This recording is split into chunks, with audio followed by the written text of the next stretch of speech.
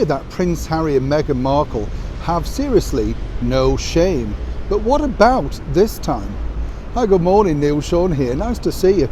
I know I often say this, and I genuinely mean this, but it's lovely to have your company. As I often say here on the show, sometimes, it doesn't matter what you're doing in this world, we all often get lonely or are on our own. And it's not easy, is it? Particularly if you're a bit housebound or, you're recovering from something.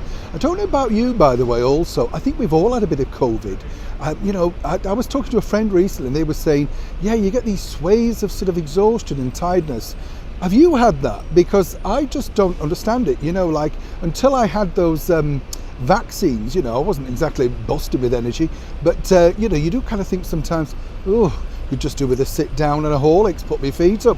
But then again, I probably was like that all the time. Is it just me as ever? Back to your breaking royal story of the day.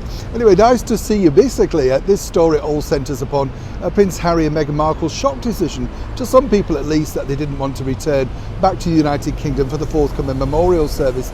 I don't know about you, but I had a big soft spot for Prince Philip, When you think about what he did, what he gave up career-wise, I know he fell in love with a very young Princess Elizabeth, but, for 70 plus years he was by her side, and more importantly, really shaped the British monarchy. I think he did a lot more than people actually realised. In fact, when you think about it, in the last sort of couple of years, we've seen, haven't we, just how much he shaped the British monarchy. But now, Prince Philip, who did a lot for Prince William and Prince Harry also, would be totally disgusted, I believe, in the fact that, of course, his grandson, Prince Harry, has decided it's too dangerous to return to London.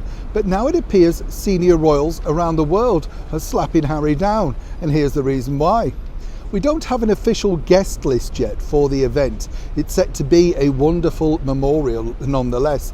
We're not really interested in the celebrities attached to that. I certainly aren't. I'm more interested in the people that shaped his life, and of course lots and lots of people who benefited from the wonderful Duke of Edinburgh Awards, which have now been taken on by the Earl of Wessex, Prince Edward. But the Duke of Edinburgh Awards, when I was at school, was a big thing.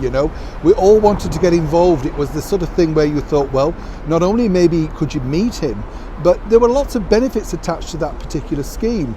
But as I say now, it's all down to the European royals who are agreeing to come over to dangerous London, oh yes, and spend not just one night but a few nights, and possibly also going to see Our Gracious Majesty the Queen at Windsor to pay their due respects. How embarrassing does this look for Harry and Meghan? I mean, truly embarrassing. Yes, there are international royals and many of them are family connected, so is he. But for Prince Harry and Meghan Markle to use that now as an excuse makes their tawdry excuse look even worse. And as I say, this is just the tip of the iceberg. It's set to be a packed abbey with lots and lots of major dignitaries there. How on earth can Harry and Meghan reconcile their lame excuse when so many in their later years also are making this wonderful trip? Neil Sean in the very heart of London.